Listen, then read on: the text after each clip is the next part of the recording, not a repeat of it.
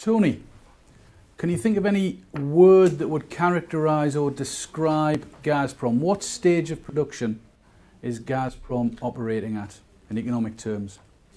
Would you put it at primary, secondary or tertiary? Primary, yeah. It's a primary producer, isn't it? It's a primary producer. Why? Jay, why is it a primary producer? Why? How do we know that? How do we know it's a primary producer? Well, they're producing oil, which is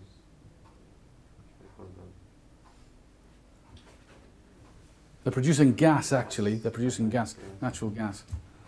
that's like a raw material. Yes, they're extracting a raw material, aren't they? So they're extracting a raw material, a resource. So they're a primary producer. Now, I think we saw in the video, I mean, as I say, it was a marketing video, so there's going to be no criticism of Gazprom at all in terms of, impact on the environment or whatever it might be. But I think we saw that Gazprom is quite big. Why will an industry like Gazprom or a business like Gazprom, do you think, Vicky, why will that be quite big? Enjoying the huge economies of scale. That's it, yeah.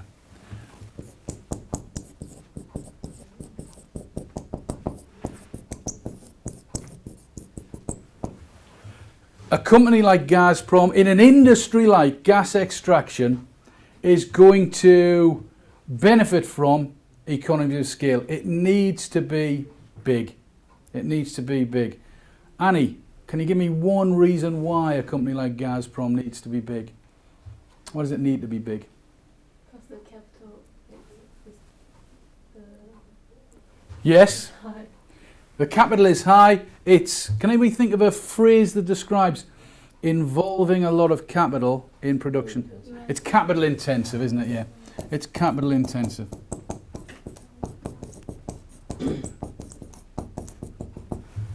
It's a massively capital intensive industry, gas extraction. And not only gas extraction, we'll come to this, gas distribution. How do you move gas around? How do you move natural gas around? Through pipes, that's right, through pipelines, through a grid, yeah, through a grid of pipes. Now, what do we call it when you've got a large sort of capital investment just in the background in order to make an industry function? This background capital structure needs to be in place. What do we call that? What do we call that kind of thing that exists in the background, like airlines need airports? Infrastructure is what I'm thinking of. They are fixed costs, but infrastructure is what I'm thinking of.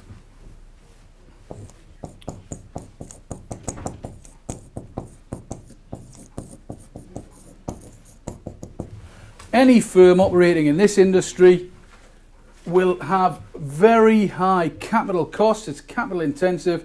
They'll need an enormous infrastructure. And we'll come back to that infrastructure point because we'll look at a handout and we'll see that Gazprom's infrastructure is just phenomenal. It's got a phenomenal infrastructure, a phenomenal pipeline distribution infrastructure in order to get its product, gas, to the consumers around Europe and around the Middle East who buy it. Phenomenal. It's not only capital intensive. It's also labour intensive.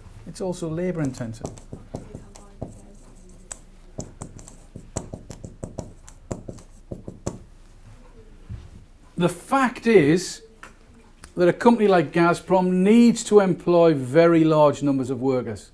Because if you think about it, in terms of specialisation and division of labour, there are going to be very large numbers of different specialised tasks that have got to be done right. You can't just get anybody in and do engineering on a pipeline or set up a drilling rig. You can't just get, we'll employ somebody and hopefully they'll manage to do it. There's no chance of that. So it's a specialised type of industry.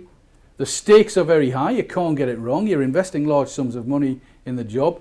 you might have terrible environmental impact, negative impact. You might see a lot of people being injured or killed if you get that wrong, if there's some sort of explosion at a drill head or whatever. So you've got to get that right. So it's a labour-intensive business as well. Just the scale of this thing. The scale of this thing. Right, okay. I'd like to kind of look now at this diagram here. Okay, now, why is that the demand curve that a monopolist faces? Why is that the demand curve that a monopolist faces? What's the characteristic of a monopolist? The first characteristic of a monopolist? Nick? They're price makers. They are price makers. That's very good, actually. That wasn't what I was thinking of, but that's true. That demand curve there reflects the fact that the monopolist is a price maker. He or she can set his price. He or she can establish the price. If they establish the price, then they can't determine the quantity. If the aim is to sell a certain quantity, then they'll have to accept the price that the market will pay. But yes, they are price makers. Why? How are they price makers? Min, how are they price makers? Monopolists. Why are they price makers? What's the market situation that allows them to be a price maker? Come on, what's the overriding characteristic of a monopolist? Vicky? Substitutes. I'm prepared to sort of that's not the overriding characteristic. That's true, but it's not the answer to the question asked there. What is, if I was to say, take one step back from the theory and I said to you, okay, Gazprom is a monopolist in the gas market in Russia. What have I told you straight away? Market share. Market share, that's right. It's got a very high market share. Either it's a pure monopolist. What's a pure monopolist? The only producers. Single producer, so it's the producer in the market. And Gazprom is not quite a pure monopolist. It doesn't have the entire market. So if it doesn't have the entire market, but it has over 50% of the Russian gas market, what might we describe it as? Not a pure monopolist, but a statutory monopolist. That's right, a statutory monopolist. Now, would anybody like to define what a statutory monopoly is, please? What's a statutory monopoly? Over 25%. Dominant power. That's good. That's good. There are two characteristics of a statutory monopoly. If it's got over 25% of the market and it's the dominant firm in the market, it's the dominant player. Microsoft was said was a kind of a pure monopolist. A large firm in the hardware market, maybe like Microsoft. Go on, say it again. Hewlett-Packard. Like Hewlett-Packard, yeah, it might be. I don't know that actually, but it might be that Hewlett-Packard would be a statutory monopolist in terms of the sheer volume of hardware that Hewlett-Packard produces. I was thinking maybe more like in the games console market, Xbox Sony. and Sony, yeah, with PlayStations. I was wondering whether maybe one of those guys. Anyway, statutory monopolist. Right, so we've got the downward sloping demand curve because the monopolist, the pure monopolist, is the only producer in the market. Now, somebody tell me, what other bit of information do we need to be able to say, listen to the question carefully, where the monopolist produces? What other bit of information do we need on this graph to be able to say that is where the monopolist produces?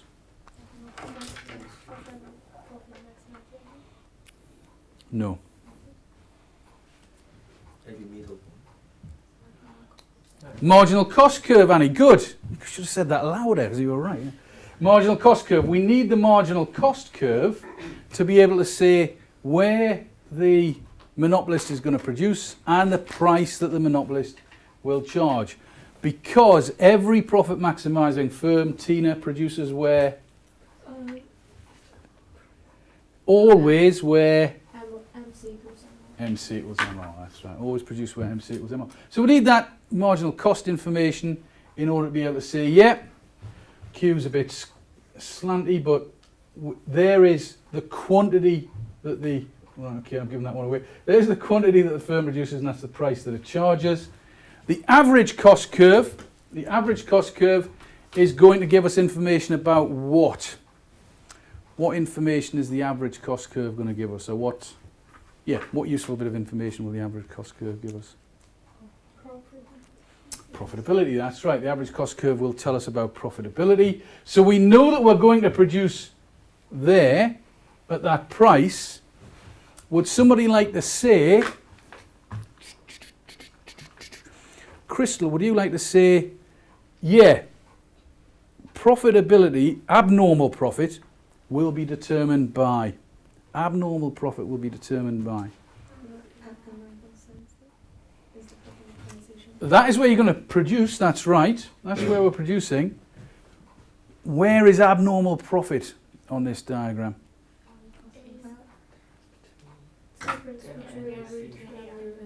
Difference between average revenue and average cost. Crystal, the difference between average revenue and average cost. So abnormal profit is there. That area is abnormal profit. And the monopolist can only maintain that abnormal profit in the long run. Why?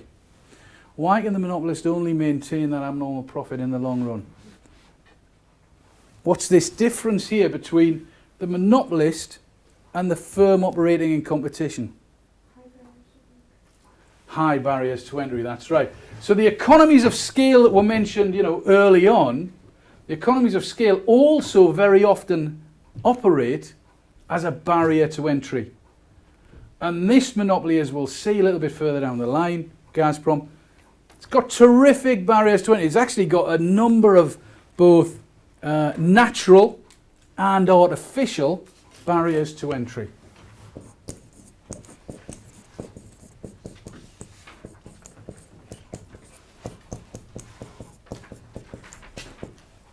Okay. Right, okay. What do I want to say about consumer surplus? Somebody tell me something about consumer surplus. Eric, say a sentence about consumer surplus. What is it?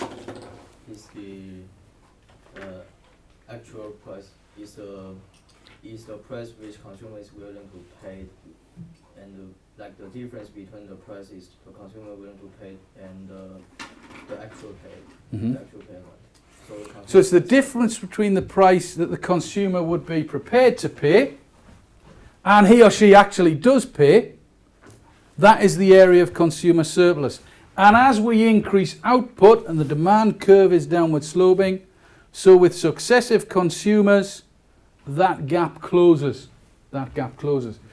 But like we said yesterday, talking about what was the Chinese pop star that pop group that we talked about yesterday? Say it again? Mayday. When we talked about Mayday, who was the fanatical Mayday fan? Annie was the fanatical Mayday fan, that's right. So Annie's prepared to pay any price for a Mayday ticket. Was it you, Vicky, who went along because your mates were going? It was Crystal who went along because her friends were going. So she'll pay the market price for the ticket, but no more. Annie's thinking to herself, that ticket was so cheap, brilliant, fantastic, I'm going to say Mayday. Crystal's thinking, well, I'm here with my friends, so that's quite good, but I'm not really a big Mayday fan. Annie's getting loads of consumer surplus, extra value over and above the price that she's paid. Crystal is there with her friends. Great, you did buy a ticket, but, when will this finish is what you're thinking. Right, okay, good. Okay, then.